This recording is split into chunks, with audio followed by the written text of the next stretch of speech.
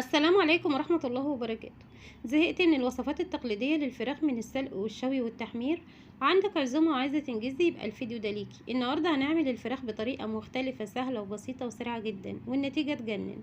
مش هتاخد منك وقت في التحضير، وصفة في منتهى الطعامة واللذاذة. شايفين ما شاء الله اللهم بارك، الرز تحفة كان طعمه لذيذ جدا، كمان الفرخة مستوية زبدة مش مستحملة. الوصفة دي هتشرفك في أي عزومة، متأكدة لو جربت الطريقة دي استحالة تبطليها، لأن فعلا تستحق التجربة. يلا بينا على الفيديو ونشوف عملنا الجمال ده كله ازاي. بس قبل ما نبدأ في الوصفة، لو اول مرة بتشوفيني وعجبك الفيديو، لايك كتير واشتراك في القناة وتفعيل الجرس عشان يوصلك مني كل جديد. فوق على البوتاجاز هنزل بأي معلقة من المادة الدهنية، سواء زبدة، سمنة بلدي، زيت، براحتك اللي موجود عندك اشتغلي بيه. ضفت معلقة من السمنة البلدي. عندي القوانص غسلتها غسله كويسه جدا. عندي ربع كيلو من الكبد والقوانص غسلته وشلت الدهون اللي بتبقى موجوده على القنصه، قطعتها قطع صغيره. وهننزل بالقوانص الاول لانها بتاخد سوا عن الكبده. هنفضل نشوح فيها كده لحد ما تاخد لون. قطعيها قطع صغيره عشان تستوي معاكي بسرعه.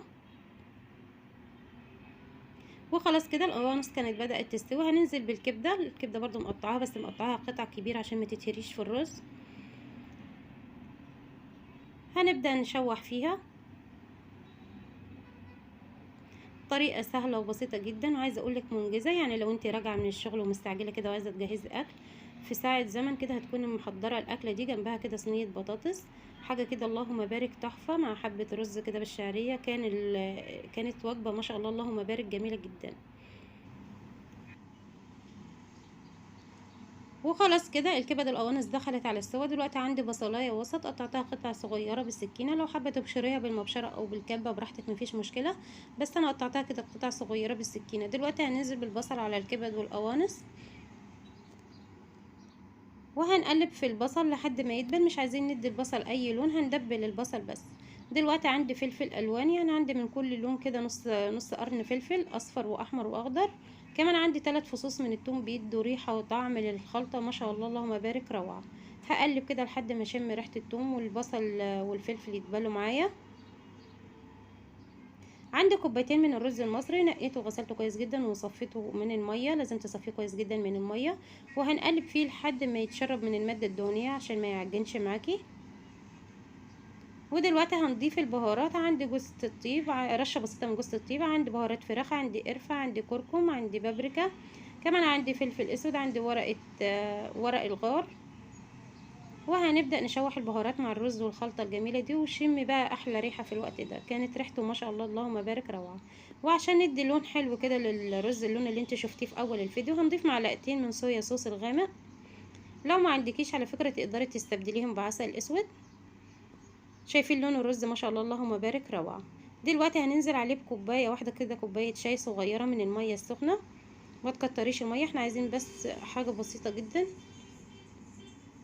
خلاص كده ههدي النار عشان الميه ما تتبخرش بسرعه والرز يفضل ني. وهغطيه وهسيبه على نار هاديه لحد ما ياخد كده ربع سوا. وخلاص كده الرز اتشرب الميه اللي ضفناها وبقى جميل جدا ومفلفل، طعمه وريحه ما شاء الله اللهم بارك تحفه. ان شاء الله تجربيه بطريقتي وهيعجبك جدا. خلاص كده هطفي عليه النار وهسيبه لحد ما يهدى تماما. وعلى ما الرز يهدى ويبرد هنبدأ نشوف نعمل ايه في الفرخة. عندي فرخة طبعا بوزن 2 كيلو الا ربع، غسلتها غسلة كويسة جدا، نقعتها بمية وخل وملح وليمون. بعد كده شطفتها ونشفتها بمناديل مطبخ من المية. عندي بصلايه صغيره بشرتها بالمبشره، وضفت عليها ملح وفلفل اسود وكمون وكزبره. دعكتها كويس جدا. وبعد كده هندعك بيها الفرخه من بره ومن جوه ومن تحت الجلد، عشان لما تيجي تاكل الفراخ كده تحس طعمها كده متحيق وطعمها يبقى جميل جدا. الخطوه دي اساسيه، بعملها في الطيور عامه، سواء فراخ او حمام، بط، وز، اي نوع من انواع الطيور هحشيه لازم اعمل الخطوه دي. وفي الوقت ده كان خلاص الرز برد. وهنبدأ نحشي الفرخة. هنحشي على البصل ده، مش هنشيل التتبيلة اللي احنا تبلنا بيها الفرخة. شايفين لون الرز ما شاء الله ومفلفل وجميل جدا، ولا ريحته كانت قلب المطبخ قلب. هنبدأ نحشيها بالطريقة دي. حط رز بقى زي ما انت عايزة، مش هتفرقع ولا الرز هيطلع في الشوربة. شايفين لون الرز ما شاء الله جميل جدا. زي ما قلتلك لو ما عندكيش صويا صوص تستبدليه بعسل اسود، هيدي نفس النتيجة وهيبقى طعمه جميل جدا. هنشيل طبعا ورق اللورة اللي احنا كنا حاطينه في الرز، وهنبدأ نحشي بالطريقة دي. اتمنى منك لو لسه مكمله الفيديو معايا لحد دلوقتي تصلي على النبي وتدعميني باللايك والاشتراك وتفعيل الجرس عشان يوصلك مني اشعار بكل جديد. هنحط تحت الجلد كده، بس ما تحطيش الكبد والقوانص تحت الجلد عشان الجلد ما يتقطعش معاكي. حاولي كده يعني تشيلي الكبد والقوانص من الرز، حط الرز بس تحت الجلد وافرديه كده بالطريقه دي عشان ما يبقاش كده مكلكع في حته واحده، افرديه كده بالطريقه دي. هخلص الفرخه هحشيها وهقفلها وهنرجع نشوف هنعمل ايه تاني. خلاص كده بعد ما حشيت الفرخه كلها وحشيت الرقبه طبعا، قفلتها بالخله وكتفتها بالطريقه دي عشان يبقى شكلها شيك كده لما نيجي نقدمها على السفره. شايفين شكلها ما شاء الله اللهم بارك تحفه. دلوقتي خطوه اساسيه بعملها قبل ما ادخلها الفرن، عندي معلقه من الكاتشب، ما بحبش استعمل الصلصه بتتحرق بسرعه وطعمها بعد كده بيبقى مزز كده ما بتبقاش حلوه. الكاتشب بيدي تسكيره للجلد. عايزه اقول لك ولادي بيتخانقوا على الجلد ده رغم ان هما مش بيحبوه ابدا، يعني لو انا سلقه الفراخ دي الجلد بنرميه. في الطريقه دي عايزه اقول لك بيتخانقوا على الجلد. هنبدا بندهنها زي ما قلت لك كده معلقه كاتشب، عليها معلقه زيت، عليها نص معلقه من الملح، وهبدأ ادهن الفرخة كلها كده عشان كلها تاخد لون واحد والجلد كده يطلع مقرمش ومسكر وجميل جدا. دلوقتي عندي الاكياس الحرارية، الاكياس دي جميلة جدا. هناخد كيس كده وهحط فيه الفرخة وهنبدأ نعمل فتحات في الكيس بالطريقة دي وهندخلها الفرن. الفرخة دي 2 كيلو الا ربع، خدت معايا بالظبط ساعة وخرجت معايا بالجمال اللي انت هتشوفيه معايا دلوقتي. حاجة كده اللهم بارك، الريحة كانت قلب الشقة قلب. عملت معاها صينية بطاطس، كمان عملت رز بالشعرية وقدمت سلطة وكان مخلل. حاجة كده اللهم بارك تفتح النفس، كانت وجبة فعلا تستحق التجربة. خلاص كده بعد مرور ساعة شايفين الفرخة خرجت ما شاء الله. سبت الكيس بس هدي كده حوالي دقيقتين 3 لان بيبقى فيه كمية بخار رهيبة.